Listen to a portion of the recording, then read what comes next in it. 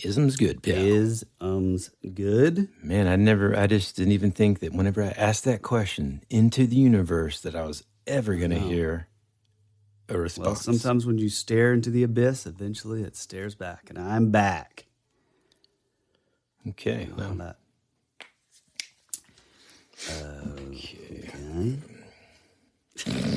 I mean, you definitely just seem kind of out of practice, though, you know? I'm way out of practice. At all, or? It's not that I'm like out of practice with... You're so nervous. I'm so nervous. It's not that I'm out of practice with the show. It's me being out of practice just socially. Being a human. Yeah, just in general. Just speaking with anyone. What about like hand cramps? Did you suffer from any of that? I did, actually. I kind of got to the point where I would have to like... We should do this like in the show, probably, to talk about it.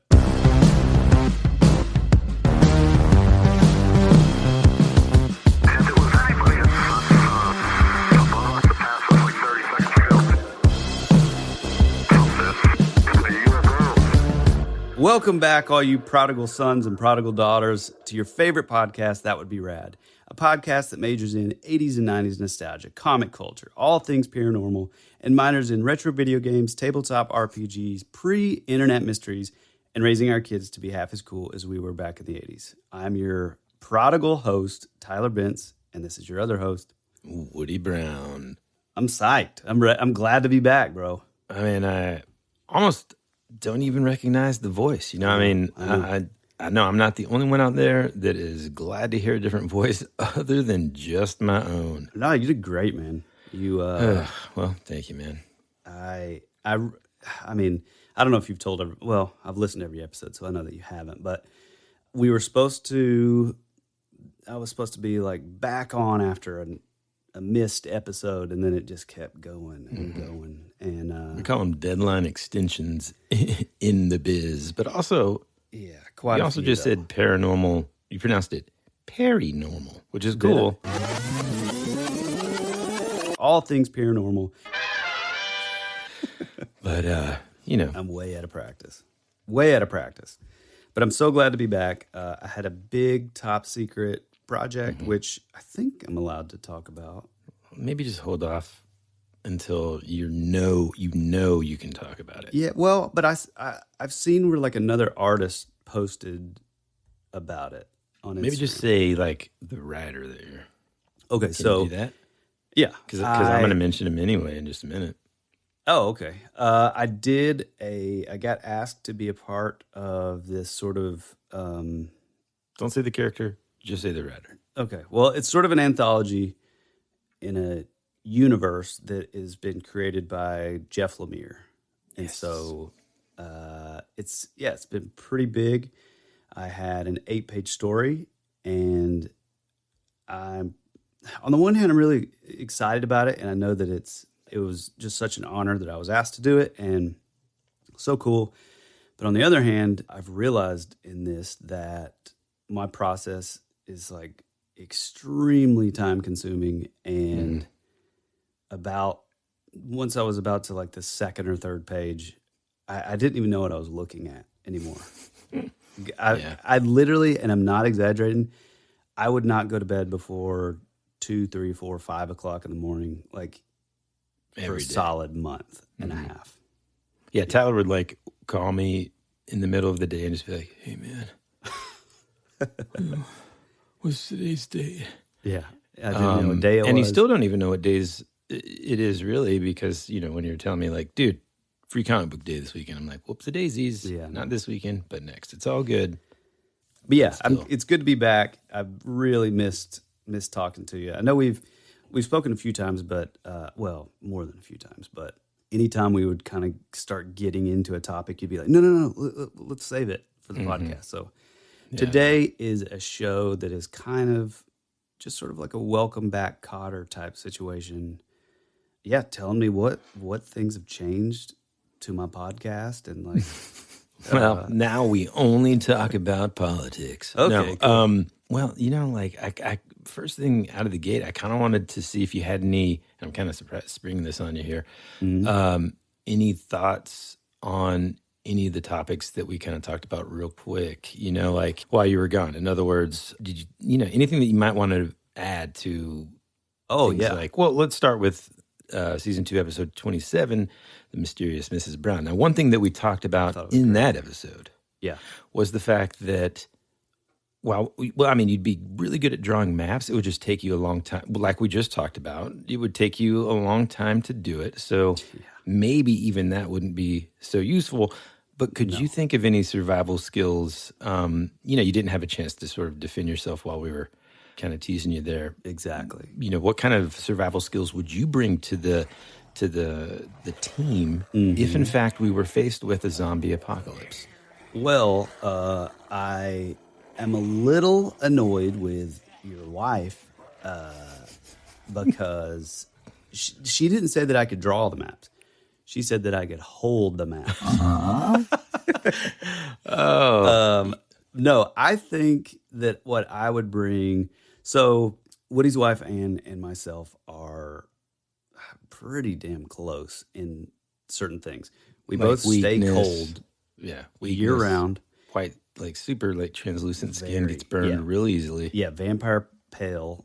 Although I don't really burn easily unless I like hit it hard on that first day. Well, you had to actually go outside to do it, so that's probably why you don't. Exactly. But we're pretty similar. The one thing that I was thinking about is I'm super OCD and like extremely like detail oriented. However, a lot of those details are sort of what a lot of people would say are sort of your like trivial details or like quote unquote useless. Yeah, or useless. But I will say like, I'm going to be the guy who is thinking way ahead and like, man, I wish, we go on a camping trip and it's like, oh man, I wish we had this. And it's like, oh, I already thought of the headlamp. Can't leave without it. So I think that I would offer all these like little extra things that I would have like thought about, I mean, all kidding aside, no matter what, you can swing a baseball bat with barbed wire wrapped around it. Oh yeah, easy. You know what I mean? Easy. I love the episode, by the way. I thought Ann did a great job. Man, I mean, like, especially first time ever. I can't even believe, first off, I can't believe I convinced her to do it, man. Yeah, me neither. But she did awesome. She did really, really good. Why don't you tell them what we had sort of talked about how, you were like, yeah, I kind of feel like I like hurt her feelings because... Oh, dude, like, so, Because that's interesting. Yeah, her and I had actually kind of attempted to record an episode earlier in the week when we recorded that episode. And listeners, if you have zero idea what we're talking about right now and you're a first-time listener, welcome. Glad to see you. You might want to go back and just kind of listen to the past couple of episodes to kind of get caught up. But anyhow, moving on. Her and I had tried to record an episode earlier in the week, and, it was just, the vibe just wasn't really that great. Although I thought she was doing great. Tyler and I have been doing this for, I guess, a year and a half now.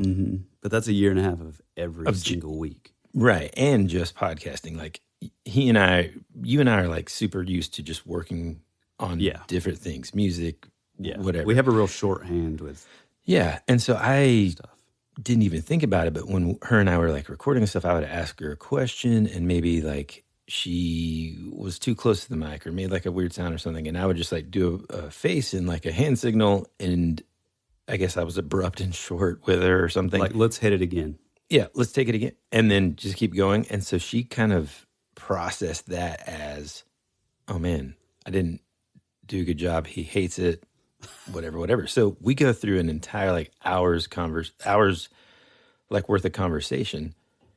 And I'm like, oh man, this is pretty good. Okay, cool. And I'm like, all right. And then like I wrapped it up real quick. I'm just trying to also kind of keep the pace moving because, I'm sort of like thinking about it in real time of like, okay, I'm going to, punch that out or whatever, and that kind of thing. And I guess I wasn't really as like attentive as I should have been. Attentive But as I it's should kind have of been. an ignorance thing, though. Not in a bad way, but in the true sense of like, how would you ever know that unless you... Right. I should have now it was an awesome learning experience because now it's like, okay, I can coach someone, which, we talked about later, because I could tell she wasn't too happy.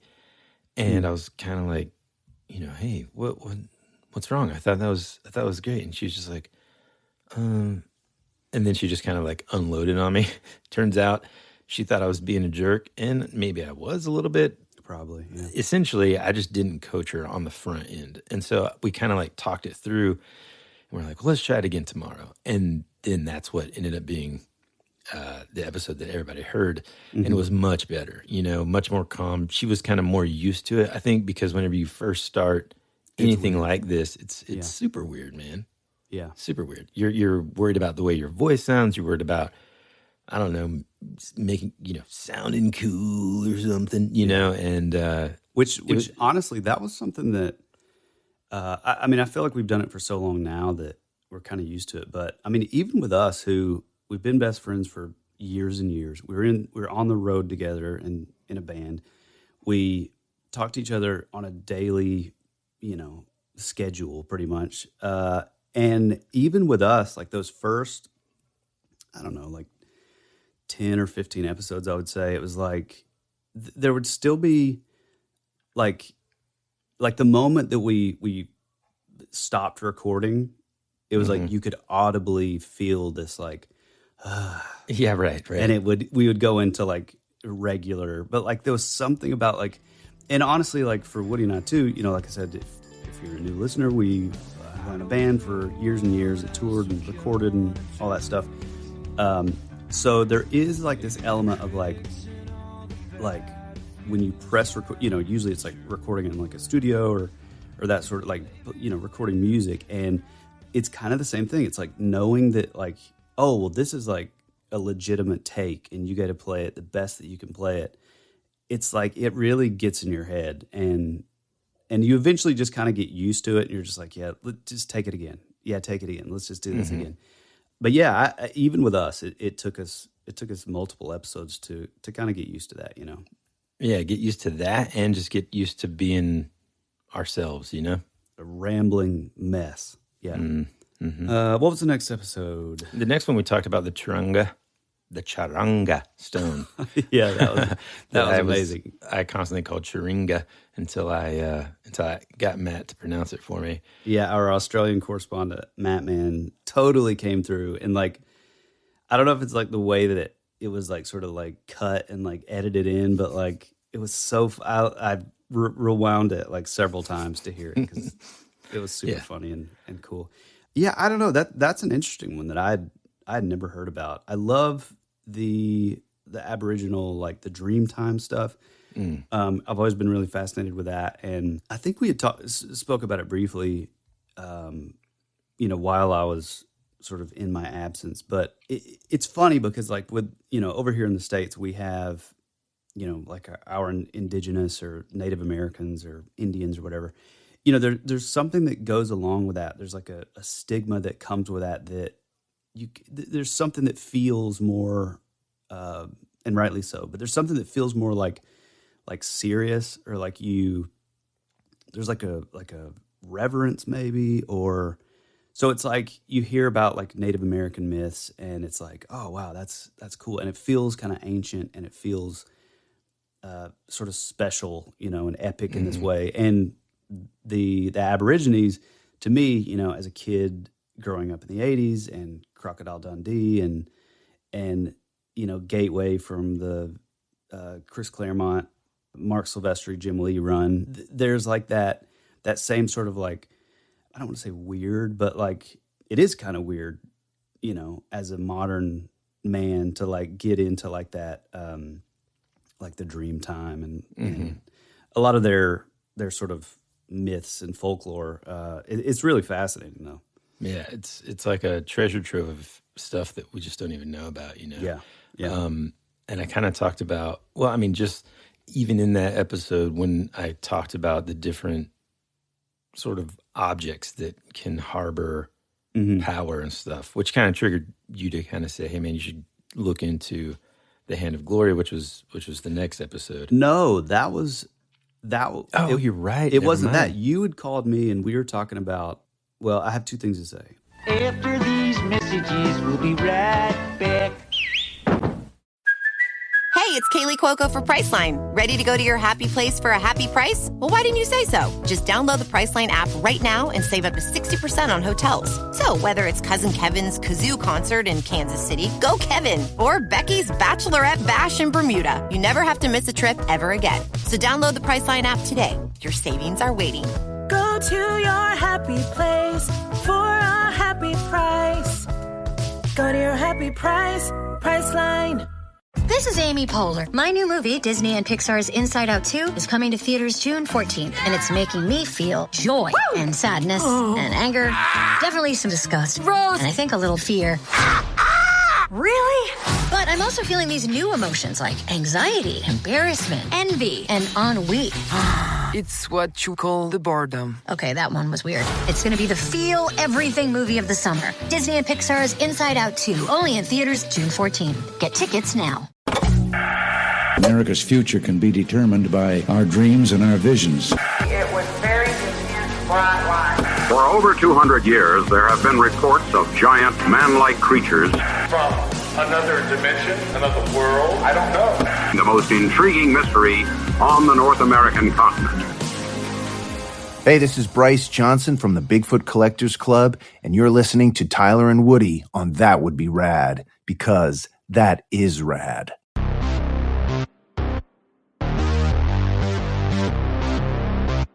One, I want to give myself credit because I'm the reason that you know about the Hand of Glory. Number two, true.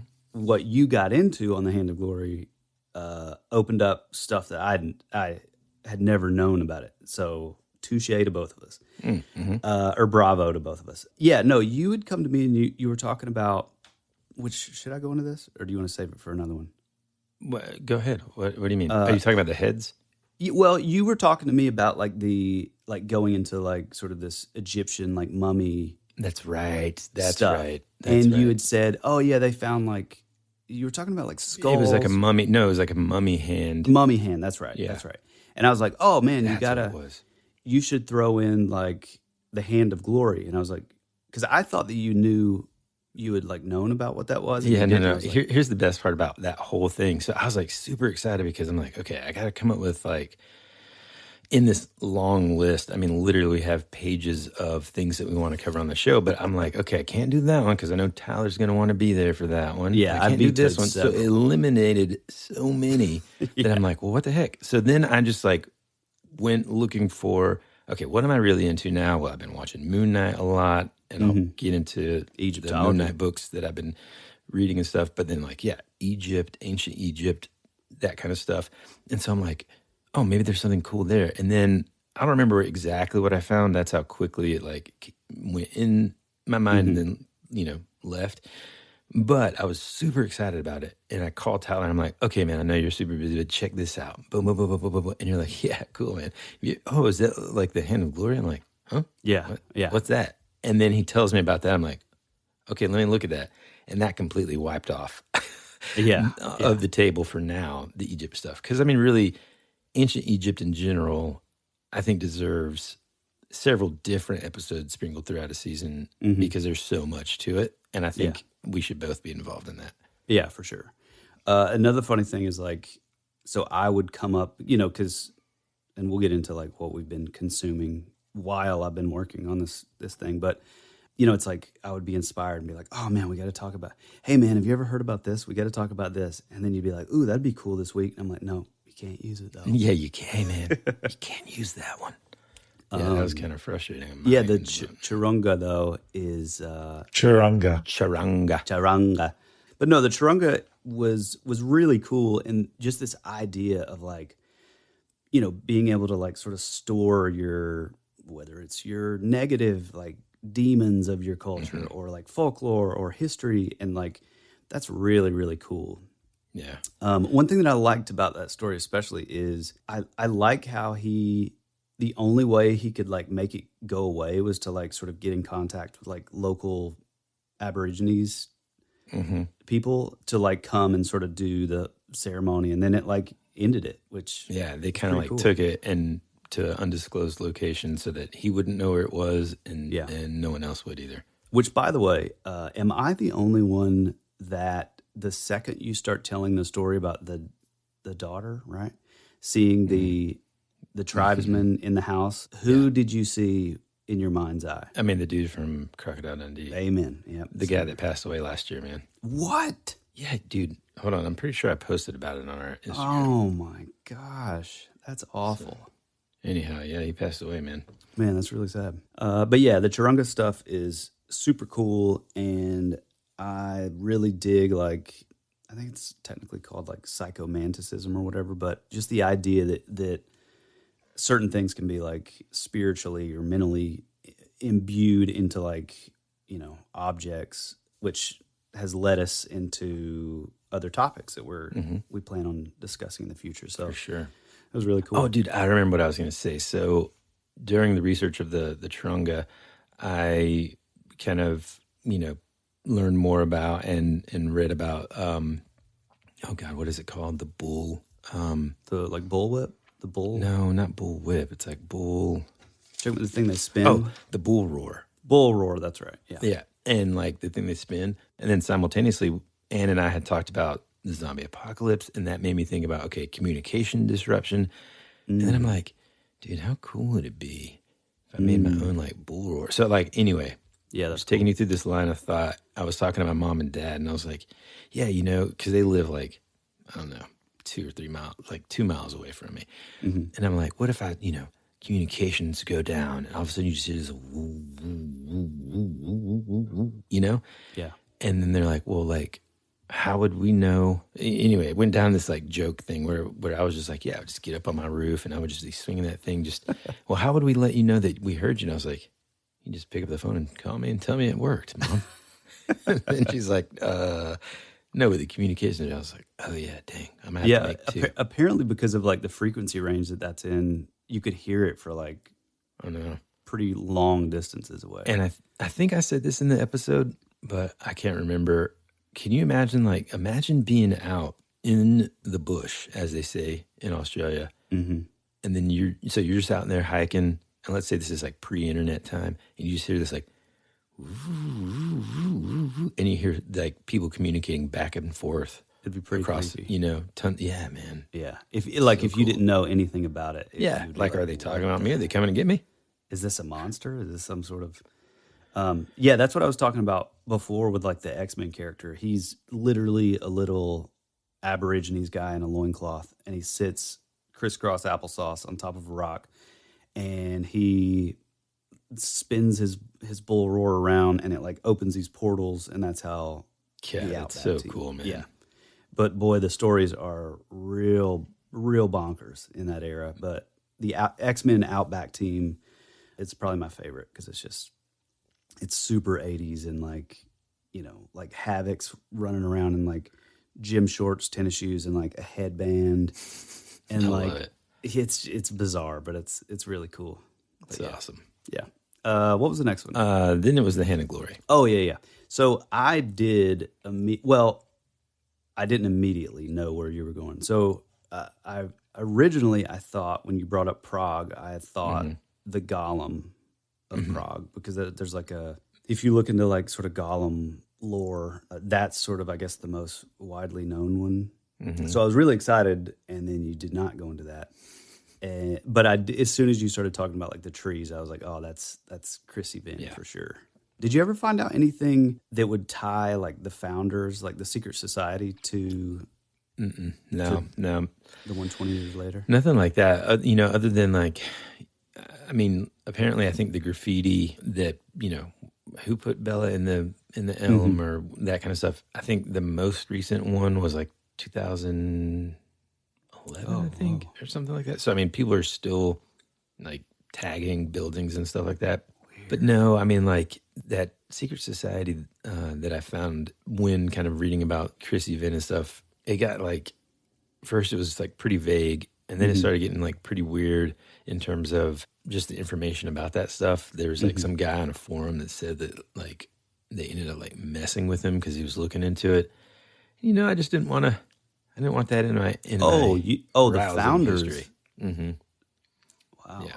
I mean, we're gonna have to do. I think so, man. We're gonna have to do an episode on them, and we'll just do that on like secret societies and stuff. Yeah.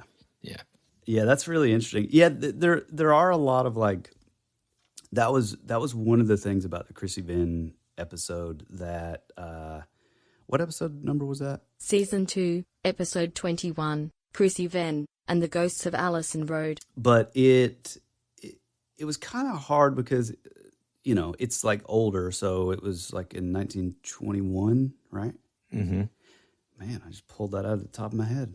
And so, the like filing system, I would imagine, wasn't nearly as up to par as what we do today. But like, it was weird because like the coroner's report would say something different than like even the local paper would say. And so there was a lot of sort of things that kind of fought against each other in the resources. So like, I mean, I don't know. I don't know that we'll ever really find out. Because I feel like I did read something where like maybe a hand was missing, or something was missing, man. Something, But then again, I feel like maybe that was sort of something else sort of went against that, contradicted that. Yeah, contradicted it. Yeah. Well, I was just fascinated by the fact like I had no idea that. So there was like not only that part, but then also like a Nazi spy, and like the Nazi spy was apparently like one of those spies that was sent to England to signal German bombers, and they would use these like flashlights to show them like, okay, this is the place, and then I guess run away. I don't know. What they should have used?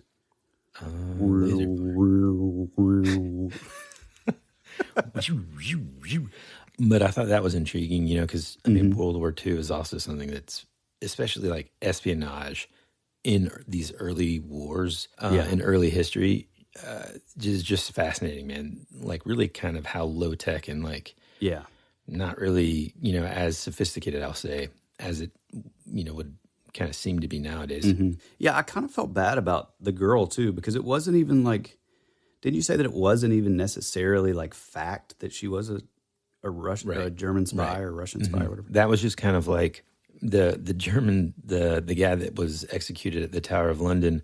Well, like the crazy thing was like, you had that British soldier. Not only did he remember finding a parachute near that Hagley Wood sometime around the fall of 1941, but he also saw like a weird car there. So he thinks like maybe she parachuted in, maybe somebody caught her, maybe they killed her there.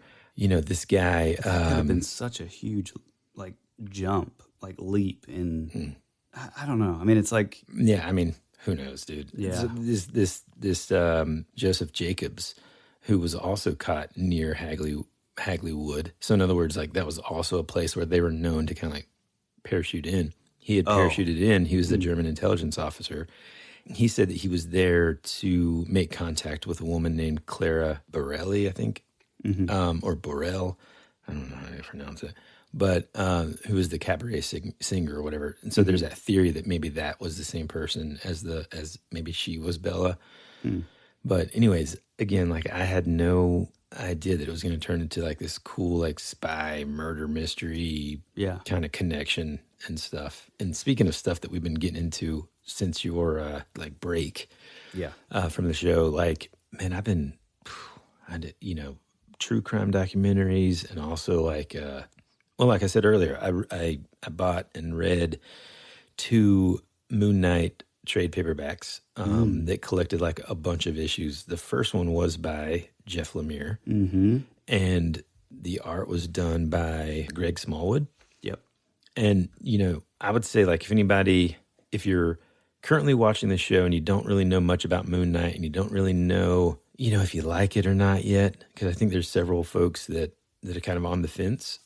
I would definitely recommend this Jeff Lemire run, because it's a great sort of representation of this character and the multiple personalities and how he gets this power. And it's really, really good. Yeah, I remember when that came out, like you, I mean, even pre this run, which apparently I still haven't seen the show. I've been waiting, to really be able to actually like watch it instead of just basically hear it. But even apparently a lot of it is taken from that. So the Jeff Lemire and Greg Smallwood run, I remember when it came out, I think I was going to art school and working at the hospital. Yeah, because I think it came out in 2016. Oh, no, maybe not then. I can't remember. I'm terrible with like dates and stuff, but yeah, I never had a chance to read it. I remember looking through it and like the idea of like the sort of Egyptian stuff, and then the Egyptian stuff was always sort of tied into it, but like this sort of split personalities. And again, you know more than I do because you've read it and now seen the show, but that idea that it really gets into like, you know, his sort of neuroses and like the, like, you know, schizophrenic, I guess, maybe. Yeah, I mean, it's kind of thing. From what multiple personality disorder, and then maybe potentially like bipolar, and even like borderline personality disorder. Dude, it's really cool. I mean, it really is really, really cool. The other one that I got was written by Max Bemis, the lead singer and really the songwriter and stuff for the band Say Anything. I love that band. I love that record. Oh God, that first record. It's like Is a Real Boy. Is a Real Boy. That's right. Yeah, it's like it almost sounds like he's like parodying like the emo era. Kind of, it's weird, man, because like his voice, and it is a Real Boy is the name of the record. It's almost like I don't know, man. His voice is so unique. I think, you know. Well, but that's what I'm saying. It's like he took like the emo, like a lot of that like real soon, like that sort of weird phrasing, and like dials it up to 10. Like, you know, it's really, but it cool, totally man. works, and it's really cool. And I forgot to kind of mention the guest artists on the Lemire book. If you want me to list those, you've got Wilfredo Torres, Michael he's Garland. a local guy. Oh, he's from Georgia? He's from around Buford. Oh, wow. Kind of a jerk, also. Well, we'll leave it in. Hope you're listening, Wilfredo. Michael Garland, Francesco Francavilla. Oh, Francavilla is awesome. Yeah. Francavilla, that's what I said. That's what I meant. And James Stocco. Oh, Stocco, yeah, he's awesome. Okay, now the Max Bemis. So here's the thing, in case you didn't know much about him, Max Bemis also suffers from bipolar disorder, actually. In fact, during the recording of, I think it was during the recording of, or around the time that they were touring for Is a Real Boy, that record, he kind of had like a breakdown. And I feel like I remember has had like a lot of struggles with mental health and stuff, but he's very open about it, and he's very cool. So him doing this book and doing this character, like I think it was, I want to say like all of 2017 and 2018, you know. So it came out like right after the Lemire pretty run. much, yeah. Wow. Yeah, I always really I like to see like musicians and folks that aren't really in the comic industry. I like to see what they can do with like Gerard Way and Patton Oswalt. It's cool seeing them like, you know, have a spin at like writing comics. Yeah, for sure, man. God, Gerard Way, man. Jeez. Yeah, his Doom Patrol, I know I've said it before on the show, but if, again, for the benefit of our first-time listeners, even if you're not into comics, man, the Doom Patrol run that Gerard Way has written is so weird, but so awesome. Weird. And the art is incredible. It's just awesome. It's super, super cool. Nick Darrington, man. He's amazing. But yeah, so Bemis did like issues 188 through 200. What's really cool about it is, so as far as the artists go, he's got Jason Burrows, who I became an instant fan of, Paul Davidson and Ty Templeton. Paul Davidson also I became a fan of. Man, they did an incredible job. And what was cool is, so Max Bemis, you know, he was kind of, I think recently, like on his Instagram page, he even said, like, look, I'm excited for Moon Knight to come out as a TV show. I think it's pretty neat that they are putting a character that has, you know, mental health issues on TV, you know. He's like, but I'm also kind of nervous because it sheds light on, you know, it makes like the word crazy sort of like more readily available to people. You know what I'm saying? Yeah, but at the same time, it's like, we've had like folks with like neurological disorders and stuff for a long, like Legion, for example, is, I mean, that's his whole thing kind of, but so, I mean, on Disney, I guess. Yeah. And like, man, you know, Oscar Isaac, I mean, it's just so good, man. But what's something cool that he did in this run is he actually puts his like firstborn daughter as a character in there and named her after like her in real life, her favorite doll or whatever. I think Beatrice or something like that. It's really good. It's much more, this isn't the one that I think people should necessarily start with, although it's like incredible. I just finished it actually today, this morning. It's much darker, much more like intense. Jason Burrows' art is just incredible, but it's super detailed in terms of like the violence and stuff. So if that's not it's not one that I'm going to let Woodrow read just yet. But all in all, though, man, the story, and it's much different too than Jeff Lemire's. But you know, I think that's the difficult part for a lot of people with this character too. Is throughout time, I think he's kind of had like different versions of his origin story in a way. Oh yeah. Yeah. Or at least different versions of his past. The origin is relatively similar, but anyhow, it's really good, and I'm really enjoying the show as well. Yeah, that's cool. Yeah, I definitely want to see it. Something that we have been watching, which I've wanted to get into, you know, the whole time I was working on this project, but I just couldn't, is a show called Outer Range on Amazon Prime, and like, man, it is. I don't know. We're 4 episodes in, I guess. And it is, I have no idea where it's going, but there's... Well, I mean, give me some... Oh, dude, I'm an idiot. I didn't even look it up until literally just now. Man, when I saw the trailer for this show, I was like, oh, yeah. It's sold. Yeah. It's, give them the just basic premise, but do not give any spoilers. Okay, here's the deal.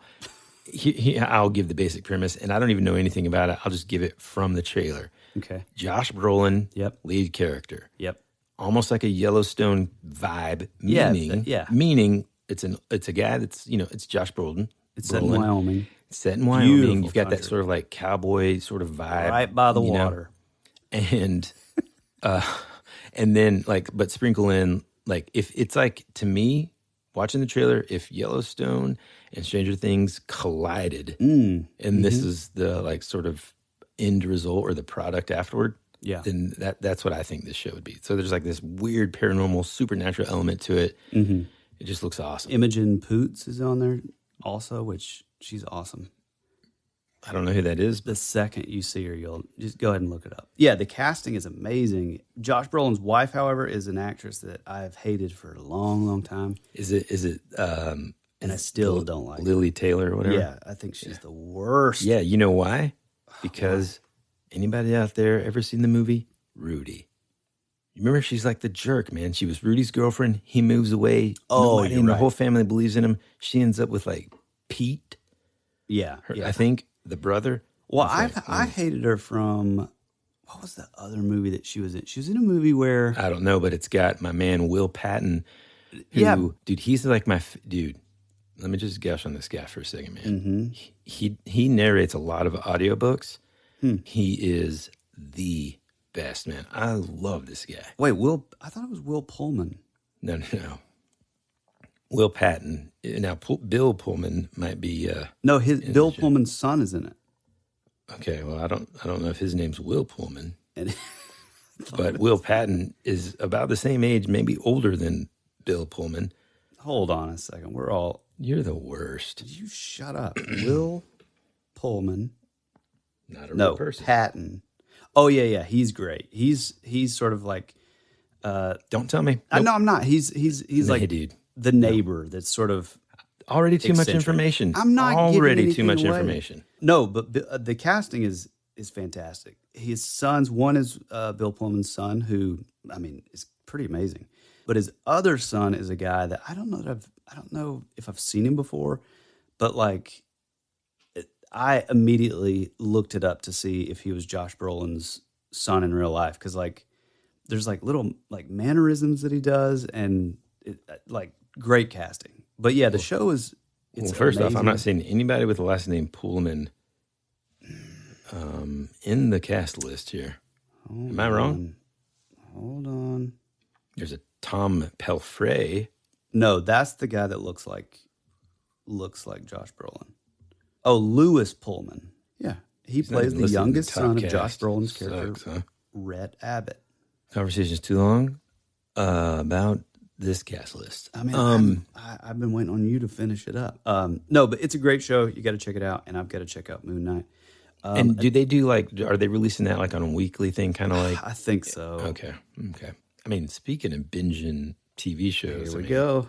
Let's get into it, man. Let's get into it. So one of my all-time favorite shows, and in a way it's a guilty pleasure because there's elements that feel like, oh, it's like a reality TV thing, but it's really not. It's really a lot more sort of, I don't know, there's really great things about it, and I love the show. The show is called Catfish. I mean, it's basically, that is what it is, reality TV. Yeah, well, yeah.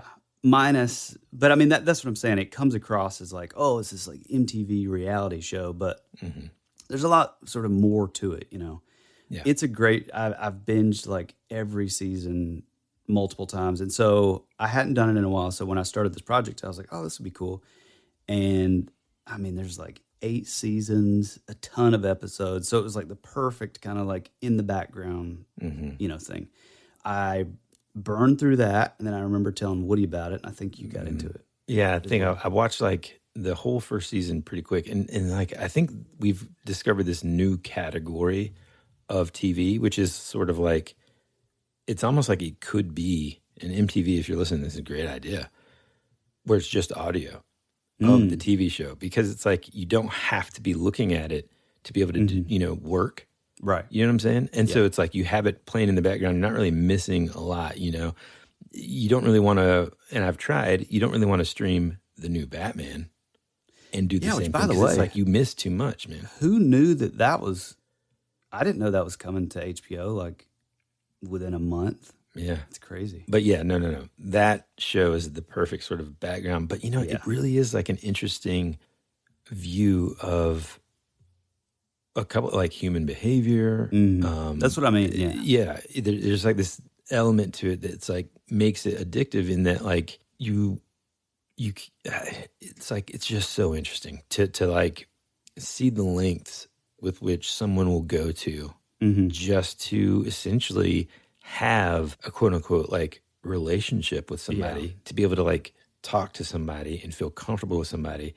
And man, it's like most of the time you just feel so sad for the person, but like the main guy, Neve, is just like such a nice guy, man. Yeah, you know, like he's cool. And then of course, you know, there's the sort of what I call the Jerry Springer element to it, where it's like you kind of in a way can't wait to see if someone's about to fight when they discover the person, like because almost every time the person is just complete fake. I mean, the thing that's so great about it is like it's not always though. I mean, sometimes it'll be legitimately the actual person, and they'll be like very attractive, but like it's cool to see that like those people are just as self-conscious as you know, your other ones, which are just like straight up sociopath, catfish. Well, it's weird too because you've got like some that just do it because they're trying to get revenge on somebody, or like but that never adds up to me though. Those like the ones that'll be like, oh well, they said this or this, or they stole my girlfriend back in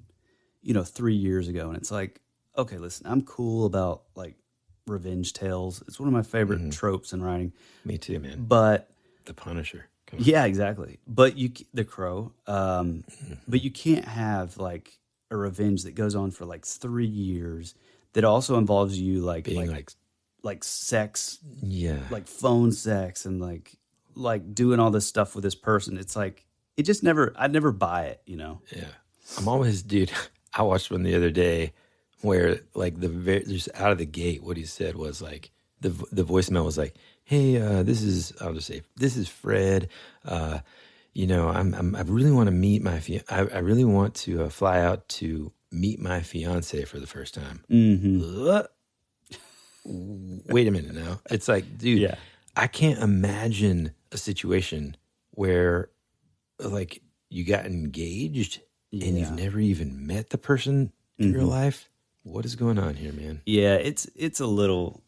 I mean, again, it's such a perfect like sort of view of like just the far ends of the spectrum of like human behavior.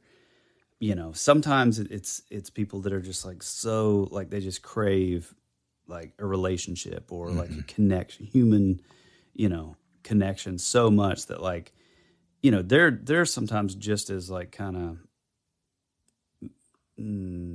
out there as like the catfish, The thing that I find fascinating are the ones that are like, and this is what I mean by like the sociopath behavior, are like the ones that, and they're always the funniest too, but they're the ones that are like, you know, they'll be like, well, were there more? Like, did you talk to more people? And they're like, yeah, a couple. And then they're like, you know, how many would you say in the last year? And they're like, 100. It's like, do you have time to create 100 separate, like, stranger, you know, accounts, social media accounts, and like relationships? Like, yeah, that's got to be exhausting, man. Or like the ones that's like, yeah, man, do it all the time. So what? You're like, oh, okay, well, cool. You're a terrible person. Or like the other ones where it's just like, dude, I mean, like, where are their friends, man? Like, where are the friends that are like, hey, bro? Well, you're like, dude, you're like a 3, and you're telling me like when this person's like, yeah, man, I mean, she like, dude, she models all the time. What do you mean why I haven't been able to see her? She's like, you know, she's in Milan right now. I mean, she's modeling all the time. Oh, and like, what is she modeling? Yeah. You know, it's usually always like the best friend. Like that's the one that I'm always like, well, it's clearly this, you know, this person. Maybe everybody's just not an asshole skeptic like I am. Because I would be like, if that were you and you're like, dude, heck yeah, man. Never talked to her on the phone, but I mean, she's a supermodel, blah, blah. I'd be like, hey, man, that's fake as beep. You know what I mean? Yeah. Like, there's no way. And not because, like, you know what I'm saying? Like, I would just point out all of the fake stuff, like, immediately, I feel like, you know? Yeah, no, I agree with that, too, as far as, like, the friends being like, you are not calling catfish because you're an idiot. It's... Or what about when they're like, yeah, man, I talk to him all the time. They're like, okay, cool, let us call him. They're like, brrr, brrr, and it's like, hello? And you're like, uh-oh. And they're like, that's not the voice. Hey, is this James? They're like, sure is. You're like, okay. Hey, James, what are you up to? Oh, I'm just here in Paris, you know, just checking it out. And you're like, oh, James, your voice doesn't really match your, you know, you kind of look like in their pictures that you've got a lot of testosterone here. Well, I mean, I'll just, hold on just a second. Click. Ooh. You know, they're like, oh, what happened, James? Oh, man, I had to get on a plane real quick. And you're like, oh, boy. Man. It's a fascinating show. Dude, really please tell them. Well, let me jump in real quick. Yeah, you also, another show that I've been kind of like watching in the background and stuff is that show Alive. Now, they had like one season, I think, on Netflix at one point. Wait, but like, Alive? I'm sorry. Alone? I told you about... Like a long time ago. No, hold on. When it came on Netflix a long time ago, I was like, oh, this is the best. Then I just kind of like, there's so much out there. And I don't really like watch a ton of like TV much. And so, except for Jeopardy every night, you know, so I'd just kind of forgotten about it. Well, it popped up in my radar. And I was like, oh man, I totally forgot about this show. I watched the whole first season. The first season is probably my favorite. You want to know why? Dude, well, I don't want to spoil it for somebody. You mean the dude from Georgia? Yeah, man. That dude is the best. Blairsville, dude. Just right around the corner from where we are. We got to have that guy on the show. That's it. Awesome. I said it out loud. Yeah, that show. I told you about that show forever ago, way before it even came on Netflix, when it was just History Channel. Cool. Yes, I did. Just like all these other shows. I told you about Catfish years ago. Dude, are you kidding me? I told you about... I've known about Catfish. Knew about Outer... whatever it's called, Ridge. You did not. Yes, I did. Which, by the way, sent you the trailer. We're arguing on the podcast. To do with Outer Range that is a topic that we're totally doing soon.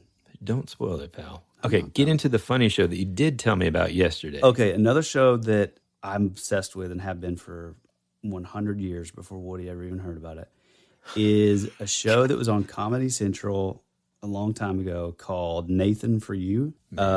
It is... possible, and this is just for like me and like what I think's funny and my sense of humor. It is quite possibly like one of the funniest shows that's ever been made. It is, man, it's hilarious. I don't even know, like, can you give people the premise on this one? So it's this guy named Nathan Fielder who he's not like a comedian or anything. It's interesting because I don't even know where he which I mean, I maybe now he's considered a comedian because I think the show has been canceled for a while. But he's just this like random dude that like, I guess approaches like businesses and kind of pitches them on like, hey, I have this idea how to like make business better if, you know, in return we film it. for this, my show. And so he just comes up with like the most just like random ideas that are just like so confusing, but like his sort of like deadpan delivery. Dude, that's the best part, man. I mean, it's genius. It's like, I don't know if it's like an Andy Kaufman thing where he's playing like a role, or if he's really just like that. Like, yeah. Well, I kind of did some digging. He's a writer apparently, and he's written for like things like The Simpsons, and so he's definitely a comedian. But I think like the quote unquote not like a character like that comedian. Yeah, the character that he plays is sort of like 80% him. You know what I'm saying? Like. Maybe he's not really that awkward in real life, but man, it is. I'll just give you an example. Because the episodes are like 20 minutes long, and I ended up watching like the whole first season yesterday. Also, another show that is perfect. Hold on, man. Okay. Oh, I see what you're saying. Go ahead. No, you heard my phone. It's perfect to have in the background, kind of, but dude, you do have to see some of the facial expressions and stuff that happen. But like, I like last night before we watched Midnight, I said, and oh God, I wanted you to tell her. Hold on, I was like, just watch the very first few minutes of the very first episode so you can get an idea of what the show's about, and then I want to show you like the actual funny ones, because that first episode is hilarious, but the other episodes, dude, he comes right out of the gate. He's like, I help businesses, maximize their potential, blah blah blah. It starts off with this intro that's kind of like that show, The Prophet. My name is Nathan Fielder, and I graduated from one of Canada's top business schools with really good grades. Now, I'm using my knowledge to help struggling small business owners make it in this competitive world. So like you've got this guy who's coming in promising to boost people's business. It's very inspiring and like... Yeah, the real people that have real businesses are now thinking that, okay, this guy's coming who's doing a television show that's going to help us like increase profits. So he goes to this frozen yogurt shop, and he's just like, I think we need to try like a new flavor. And the guy, like the owner's just like sitting across the table from him. He's like, oh, okay. And then he's just like, speaking of deadpan, this is incredible. He's like, my mission was to fill Yogurt Haven with customers. My plan, a crazy new flavor that will get people talking. That flavor is poo. Is that serious? Yeah. The media responds to controversy. And like, that's just an example, man, of how he's just bringing these terrible ideas. He's just like pushing the envelope in real time with people. Yeah. Like, dude, one of the episodes that I saw, he convinces this lawyer to sign this document that basically says the lawyer is going to assume all legal and financial responsibility here, okay? Then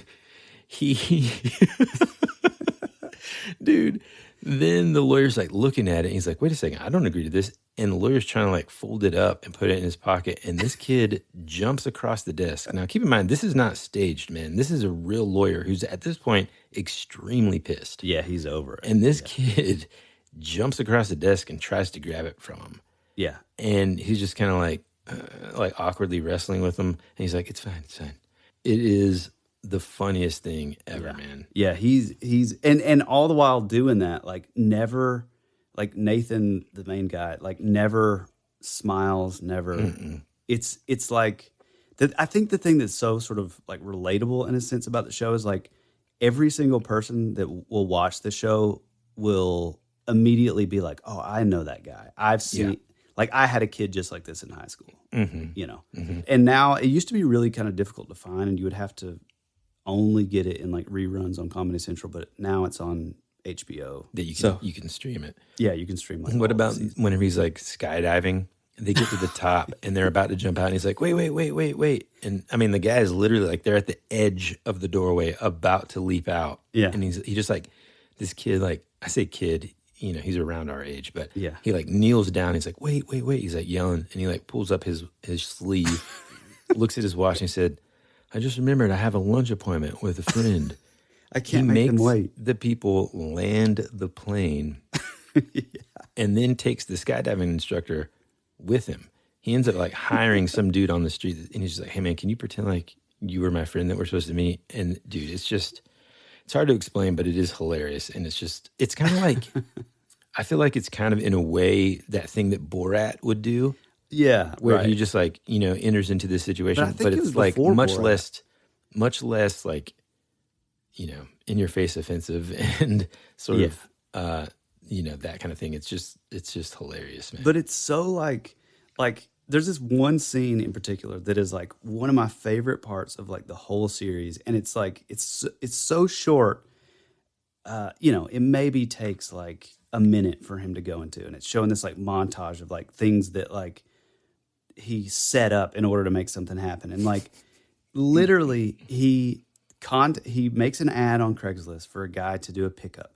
The guy then goes to meet someone that Nathan also paid to deliver this guy money. This guy takes the money, goes to a phone shop, and buys 10 burner phones.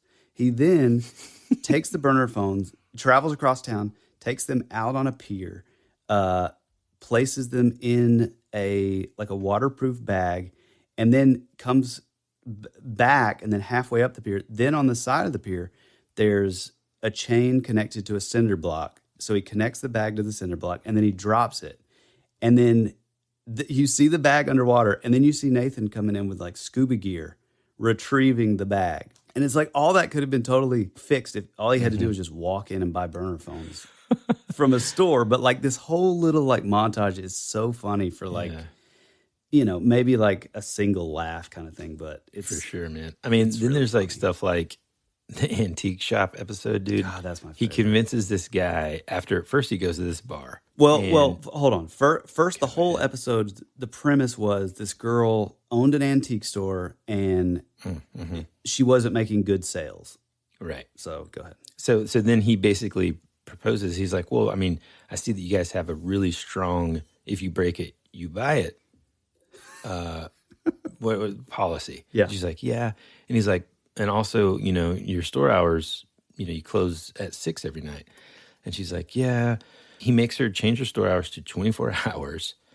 And then like basically says that like he'll just get some really drunk people to come in there and break stuff, and then they'll have to buy it, which will boost her sales. And she's like, I don't really know how I feel about that, but okay. And then after she says that line, he's narrating as he's like walking to the bar. He's like, she was fully on board and excited. Yeah. And then so he goes to the bar, and it shows him like trying to like entice people to come, check out the thing. And most of the time, like it's like these older guys, and he's like, yeah, man. So this antique shop is open 24 hours. And some guy's like, that's just weird. And then finally he finds this kid who's already drunk. Which, by the way, pretty sad. Like, it's so funny, but you kind of feel bad for the dude. Yeah, but then you got to keep on watching it on a loop, dude. It's just the funny, its face. So, like, this kid gets, like, even more drunk. Oh, you're leaving out the whole... No, Nathan, you talking about, like, the trick shot glass? So he's developed this, like, thing that he has in his jacket, and it basically is a hose that whenever he gets a shot glass, the hose, like, he's able to, like, move his hand in a way with this jacket that it covers what's going on in the glass. It sucks up with one button. It'll suck up the liquor and then pour out apple juice so that he can like just pretend like he's drinking with this whiskey. dude. Yeah. This kid like gets blasted, and he's like, hey man, there's this costume party I want to go to. He's like, oh, okay, cool. They get in these costumes. Nathan, the main, guy, the show guy, dresses like Peter Pan. And then he gets this sumo costume, which is humongous, the inflatable sumo costume for this kid. As they're walking by the antique store, there's a sign that says free pizza.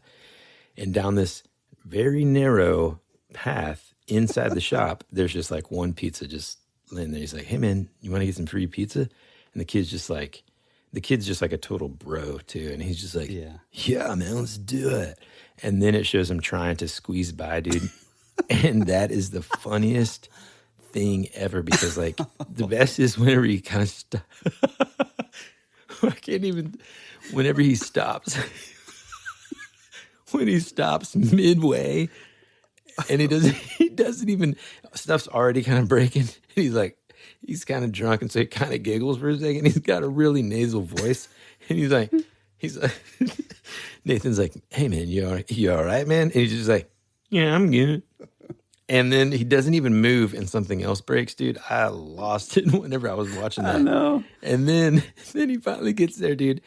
And all this stuff is broken, and the store owner's like cataloging what's broken, just writing up a bill. And this kid's got a piece of pizza in his hand, and he's just like so sweaty because he's been wearing this sumo costume, and he's just like, anyway I can take this thing off, man.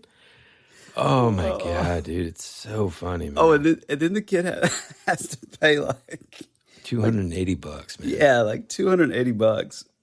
Which he really actually spent. Anyway, if you haven't watched that show, you got to see it. It is hilarious. Yeah, everybody that I've ever told about the show has never heard of it. So it really is a great show. Well, dude, I can't tell you, man. It feels pretty dang good.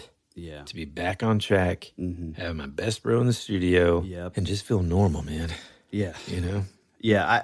So I have this natural like guilt sort of thing. For some odd reason. And so I always like feel, I feel guilty if like I'm doing something and my wife has to like put the girls to bed by herself or like, and so knowing that like I would be missing these episodes and it just kept like adding up. I felt awful that you had to do it, but I just want to say that you did a great job. And thank you, man. Yeah. They sounded great. Cool stories, cool topics. It was really good, but I'm so glad to be back. Mm-hmm. Me too, man. And we got plenty more to talk about. Oh yeah. Well, I know this show was kind of all over the place, but we gotta welcome back. We need a buffer. We need a welcome back episode for Tyler here. So I appreciate I appreciate your kind words, man. I also appreciate everybody that kind of stuck with me in the past couple of weeks and interacted with me too. I feel like a lot of folks would kind of reach out and kind of give me their thoughts on it all and some ideas for some other stuff. We've got a lot of listener submissions kind of in the stack right now that we're also kind of been in the background sort of working on. So we got a lot of exciting episodes coming up, man, and I'm super pumped. I'm glad you're back. And if you want to check us out online, you can find us on Instagram is really kind of the only place for now. But feel free to jump on, leave us comments and, any sort of like suggestions on stories or urban legends maybe that are local to you or personal stories. We'd love to hear them. You can shoot them to our DMs on Instagram or feel free to email us at thatwouldberadpod@gmail.com. If you want to send a voice memo, a essay on your own personal paranormal experience, or maybe it's your great-grandmother and it's, 2 lines telling the story. Hey, like, we want them all.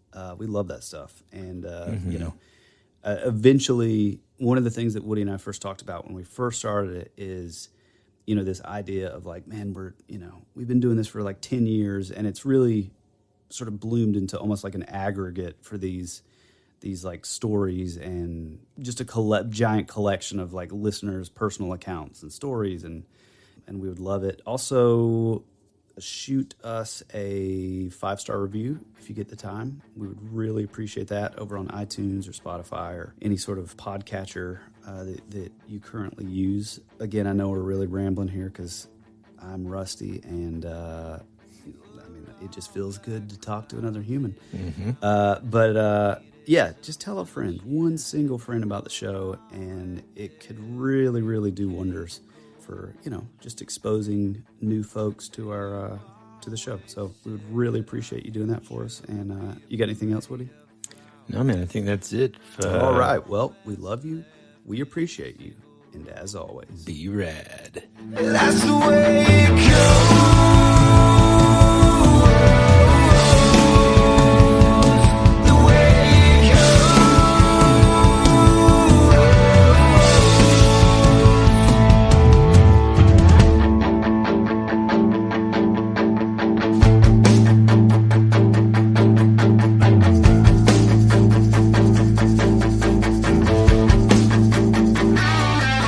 You're my favorite song on the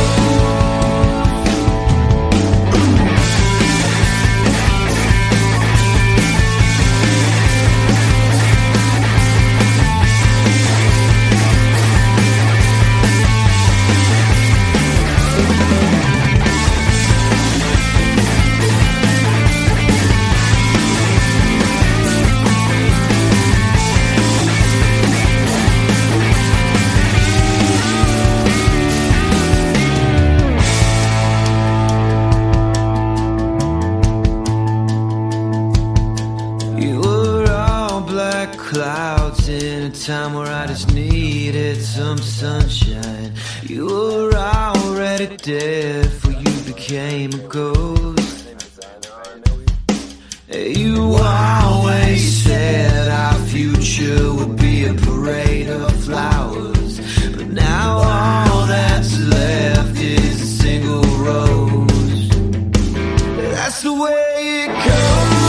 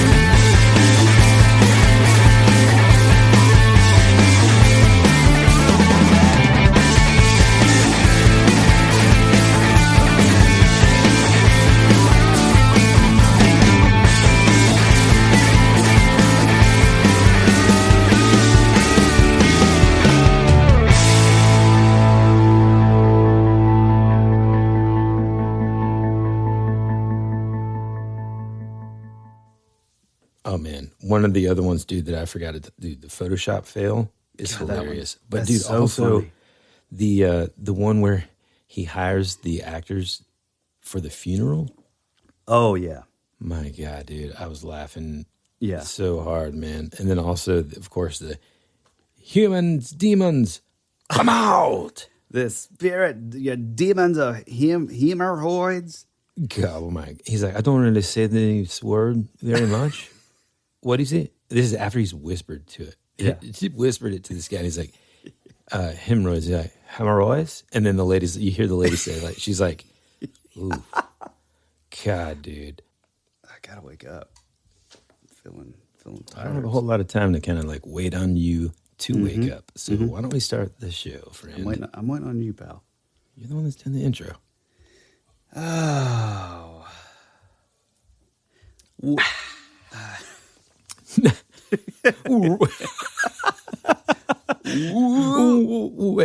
And